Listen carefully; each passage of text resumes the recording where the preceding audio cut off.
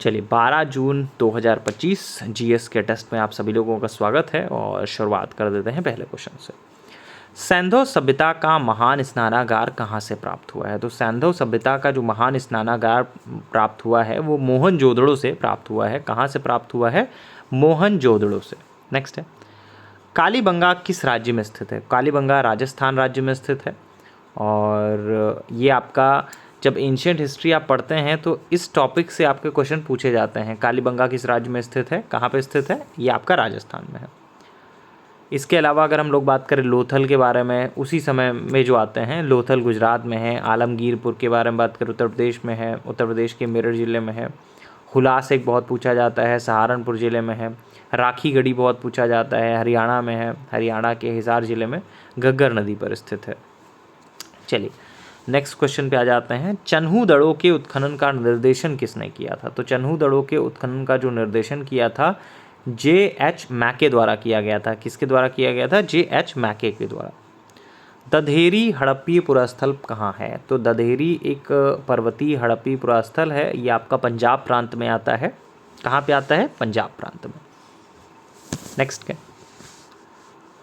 भारत का सबसे बड़ा हड़प्पीय पुरास्थल कहाँ स्थित है? तो भारत का जो सबसे बड़ा हड़प्पीय पुरास्थल है वो कहाँ स्थित है? राखीगढ़ी में। राखीगढ़ी के बारे में भी हम लोगों ने बात की है। कहाँ पे स्थित है? राखीगढ़ी हरियाणा में स्थित है। सिंधु घाटी के लोग किसकी पूजा करते थे? तो सिंधु घाटी के जो लोग थे वो आपका पशुपति शिव की पूजा करते थे। किसकी पूजा करते थे? पशुपति शिव की पूजा करते थे। मानव द्वारा सबसे पहले किस धातु का प्रयोग किया गया था? तो मानव द्वारा सबसे पहले किस धातु का प्रयोग किया गया था? सर्वप्रथम मानव द्वारा तांबे का प्रयोग किया गया था। किस चीज़ का प्रयोग किया गया था? तांबे का प्रयोग किया गया था।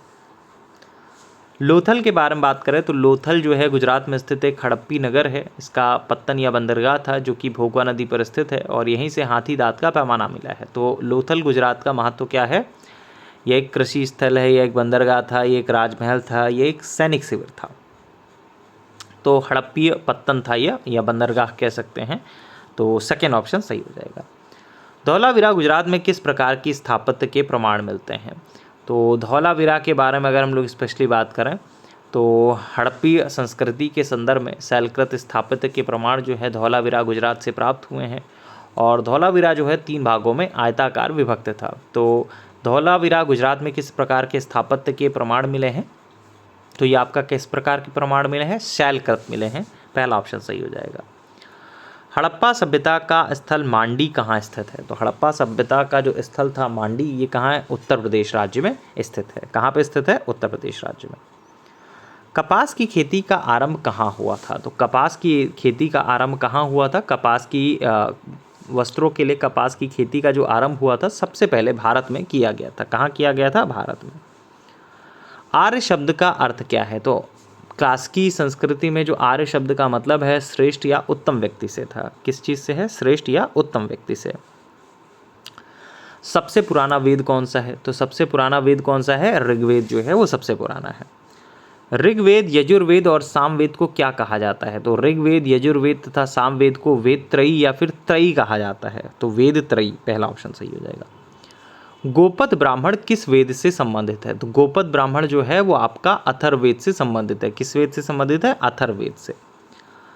सामवेद किस वेद पर आधारित है? तो सामवेद का जो संकलन है वो आपका ऋग्वेद पर आधारित है। किस चीज़ पर आधारित है? ऋग्वेद पर आधारित है। उपनिषदों को क्या कहा जाता है? उपनिषद पुस्तकें जो हैं वो दर्शन पर आधारित हैं, इन्हें वेदांत भी कहा जाता है। तो उपनिषदों को क्या कहा जाता है? वेदांत। नचिकेता और यम का जो संवाद है किस उपनिषद से प्राप्त होता है?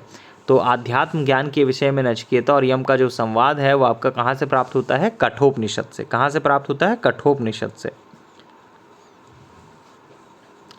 1773 के रेगुलेटिंग एक्ट में क्या प्रावधान किया गया था? देखिए 1773 का जो रेगुलेटिंग एक्ट था उसमें कलकत्ता में सर्वोच्च न्यायालय की स्थापना का प्रावधान किया गया था।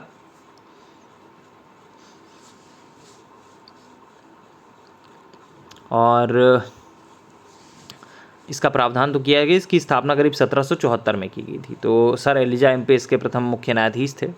तो सर एलिजा एम्पे के प्रथम मुख्य न्यायाधीश थे। किस चीज़ के थे? तो किसकी स्थापना की गई थी? अभी मैंने बताया आपको, सर्वोच्च न्यायालय की। 1784 अधिनियम के तहत क्या स्थापित किया गया था? तो 1784 के अधिनियम के द्वारा नियंत्रण परिषद या बोर्ड ऑफ कंट्रोल की स्थापना की गई थी। तो बोर्ड ऑफ कंट्रोल की स्थापना की गई थी। चार्टर अधिनियम 1813 के द्वारा भारत में किसे अनुमति दी गई थी? तो चार्टर अधिनियम 1813 के द्वारा इंग्लिश मिशनरियों को भारत में कार्य करने की अनुमति तथा चार्टर अधिनियम 1833 गवर्नर जनरल की परिषद में कानूनी सदस्य की नियुक्ति संबंधित है। नेक्स्ट है 1833 के चार्टर अधिनियम के द्वारा किसकी नियुक्ति की गई थी?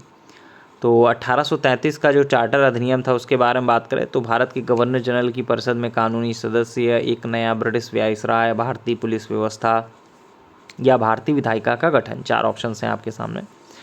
तो 1833 जो है वो गवर्नर जनरल की परिषद में कानूनी सदस्य की नियुक्ति से रिलेटेड है। तो भारत के गवर्नर जनरल की परिषद में कानूनी सदस्य से रिलेटेड है, पहला सही हो जाएगा। 1913 के चार्टर अधिनियम में क्या प्रावधान था? तो 1813 होना चाहिए, यहाँ पे गलती से 1913 लग गया है। तो 1813 के चार्टर अधिनियम में भारत में शिक्षा के प्रसार के लिए प्रतिवर्ष 1 लाख रुपए खर्च का प्रावधान किया गया था। तो क्वेश्चन में 24वें क्वेश्चन में है 1913, यहाँ पे आपको 1813 करना है। इतना होपफुली सभी लोग समझ रहे होंगे। तो 1813 के चार्टर अधिनियम में क्या प्रावधान था? शिक्षा के लिए 1 लाख रुपए खर्च करने का प्रावधान था। क्या था? 1 लाख रुपए खर्च करने का प्रावधान था। 1813 के चार्टर अधिनियम द्वारा क्या समाप्त किया गया था? तो 1813 के चार्टर अधिनियम के द्वारा क्या समाप्त किया गया था? चाय और चीन के साथ व्यापार को आपको समाप्त किया गया था। तो इसके अलावा ब्रिटिश संसद का अधिकार, ईस्ट इंडिया कंपनी का व्यापारिक अधिकार, भारत के न्यायपालिका का गठन, भारतीय शासन में प्रतिनिधित्व, तो ईस्ट इंडिया कंपनी का जो व्यापारिक एकाधिकार था उसको समाप्त किया गया था। तो 1813 के चार्टर अधिनियम के द्वारा ब्रिटिश संसद ने चाय और चीन के साथ व्यापार को छोड़कर ईस्ट इंडिया कंपनी के भारत के साथ व्यापारिक एकाधिकार को समाप्त कर दिया था। नेक्स्ट है 1892 के भारतीय परिषद अधिनियम में क्या दिया गया था? तो 1892 का जो भारतीय परिषद अधिनियम था उसके द्वारा भारतीय विधान परिषद को बजट पर बहस करने की शक्ति दी गई थी। तो विधान परिषद को बजट पर बहस करने की शक्ति दी गई थी। मार्ले-मिंटो सुधार 1909 के तहत क्या व्यवस्था की गई थी? तो मार्ले-मिंटो सुधार जो था उसके बारे में हम लोग बात करें कि उसके तहत आपका क्या व्यवस्था की गई थी। तो मार्ले-मिंटो सुधार 1909 के तहत क्या व्यवस्था की गई थी? पहला ऑप्शन है सांप्रदायिक प्रतिनिधित्व, भारतीय सैनिकों के लिए भत्ता, सरकारी कर्मचारियों के लिए पेंशन योजना, भारतीयों के लिए संविधान निर्माण, ये सारे ऑप्शन हैं। तो ब्रिटिश भारत में सांप्रदायिक प्रतिनिधित्व की व्यवस्था जो है वो मार्ले-मिंटो सुधार 1909 के तहत की गई थी। तो सांप्रदायिक प्रतिनिधित्व पहला सही हो जाएगा। भारत में संघीय न्यायालय की स्थापना कब हुई थी? तो भारत में संघीय न्यायालय की स्थापना 1 अक्टूबर 1937 को भारत सरकार अधिनियम 1935 के अंतर्गत की गई थी। भारत सरकार अधिनियम 1935 के तहत क्या स्थापित किया गया था? द्वैत शासन, भारतीय लोकतंत्र, भारतीय न्यायपालिका, भारत का संविधान। तो 1935 के अधिनियम के द्वारा क्या स्थापित किया गया था? केंद्र में द्वैत शासन जो है भारत सरकार अधिनियम 1935 के अंतर्गत ही स्थापित की गई थी। भारत सरकार अधिनियम 1919 के द्वारा क्या शुरू किया गया था? तो भारत सरकार अधिनियम 1919 के द्वारा ब्रिटिश भारत में प्रांतीय स्वायत्तता जो है वो स्वीकार की गई थी। क्या स्वीकार की गई थी? प्रांतीय स्वायत्तता स्वीकार की गई थी। भारतीय विधान पालिका जो है वो कब द्विसदनीय बनी थी? विधान पालिका जो है वो आपका कब द्विसदनीय बनी थी? तो मुझे लग रहा है कि आप में से मैक्सिमम लोगों को याद भी होगा, ऐसा 1919 में ऐसा हुआ था। मॉन्टेग्यू चेम्सफोर्ड सुधारों के तहत महिलाओं को क्या अधिकार मिला था? तो वयस्क मताधिकार, सीमित वर्गों के लिए मताधिकार, स्वतंत्रता संग्राम में भागीदारी या सरकारी नौकरी, क्या मिला था? तो सीमित वर्ग के लिए मताधिकार मिला था। चार्टर एक्ट 1813 के तहत किसे अधिकार मिला था? तो चार्टर एक्ट जो 1813 था उसके तहत किसे अधिकार मिला था? ब्रिटिश व्यापारिक अधिकार, इसके अलावा भारतीय राज्यों का विलय, भारत में व्यापार पर नियंत्रण। तो भारत में व्यापार पर नियंत्रण मिला था। भारतीय परिषद अधिनियम 1892 के तहत किसे शक्ति दी गई थी? तो भारतीय जो परिषद अधिनियम है 1892 कई मायनों में महत्वपूर्ण की श्रेणी में आता है। इसमें विधायिका को शक्ति दी गई थी, विधायिका, न्यायपालिका, कार्यपालिका, भारतीय। देखिए अब जो क्वेश्चंस पूछे जा रहे हैं बेसिक तो सेम होता है, लेकिन क्वेश्चन पूछने का पैटर्न बदल रहा है। बेसिक आपको पता है कि भारतीय परिषद अधिनियम 1892 के बारे में आपने डिटेलिंग पढ़ ली है। अब क्वेश्चन क्या घुमाया उसमें, ठीक है, कि भारतीय परिषद अधिनियम 1892 के तहत किसे शक्ति दी गई थी, तो विधायिका को, न्यायपालिका को, कार्यपालिका को, भारतीयों को, किसको शक्ति दी गई थी। तो चारों ऑप्शन यहाँ पे ऐसा लग रहा है कि बहुत क्लोज कॉल हैं, ठीक है। जिसको याद होगा वो तो बहुत आसानी से कर लेगा, जिसको याद नहीं होगा उसके लिए समस्याएं खड़ी हो जाएंगी। ये सारा का सारा डाटा जो है वो आपका नेक्सस जीएस की जो क्लासेस चलती हैं उसमें से उठा के आपको दिया जाता है, प्रोवाइड किया जाता है। और मतलब कि नोट्स में आपकी सारी चीज़ें हैं, बस यही है कि उन क्वेश्चंस की प्रैक्टिस होनी चाहिए। इसी वजह से लगातार प्रैक्टिस भी आपको कराई जा रही है, जिससे कि आप ज़्यादा से ज़्यादा नंबर गेन कर सकें।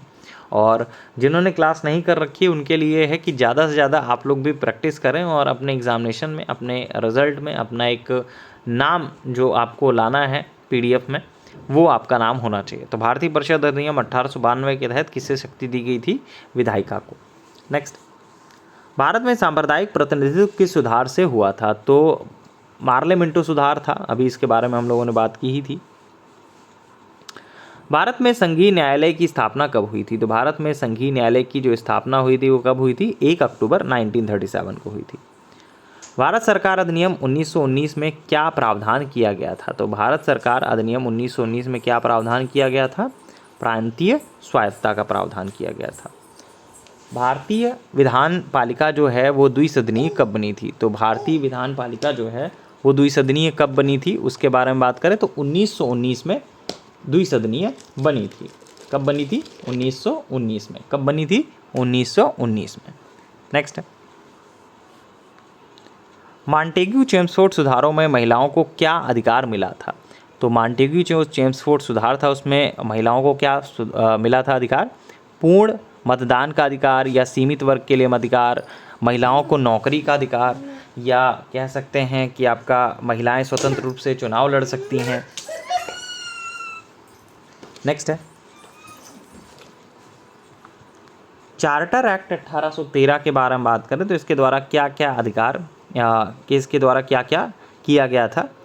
ब्रिटिश वाणिज्यिक अधिकार को समाप्त किया गया, या भारत के व्यापारिक एकाधिकार को समाप्त किया गया, या भारत में शिक्षा के प्रसार को बढ़ावा दिया गया, या भारतीय राज्यों के अधिकार को बढ़ावा दिया गया।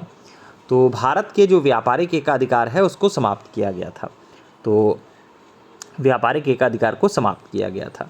तो ये रहे आज आपके 40 क्वेश्चन, और 40 क्वेश्चंस का जो PDF है वो डेली हमारी जो पेड क्लासेस है उसमें प्रोवाइड कर दिया जाता है। अगर आपको हमारी पेड क्लासेस करनी है, आंसर्स तो दिए ही जाते हैं, इसके अलावा डिस्क्रिप्शन भी, इसको हर एक क्वेश्चन के पीछे जो डिस्क्रिप्शन होता है वो भी आपको प्रोवाइड किया जाता है। ये PDF फॉर्मेट में आपको दे दिया जाता है डेली का डेली, और इसको आप सॉल्व भी कर सकते हैं। अगर आपने पेड क्लासेस नहीं कर रखी हैं तो आप यहाँ पे भी अपना लगातार अपना जो नोट्स है वो कंप्लीट कर सकते हैं। अगर आपको हमारी क्लासेस करनी है तो हमारा व्हाट्सअप नंबर है 7080540001। इस नंबर पे आप कांटेक्ट कर सकते हैं। जो समीक्षा अधिकारी की फ़ीस है वो 2000 रुपीज़ है, और इसके अलावा 2 बैच चल रहे हैं, एक UP PCS प्रीलिम्स 2025 के लिए और एक समीक्षा अधिकारी प्ली के लिए। चलिए फिलहाल के लिए इतना ही। Thank you so much.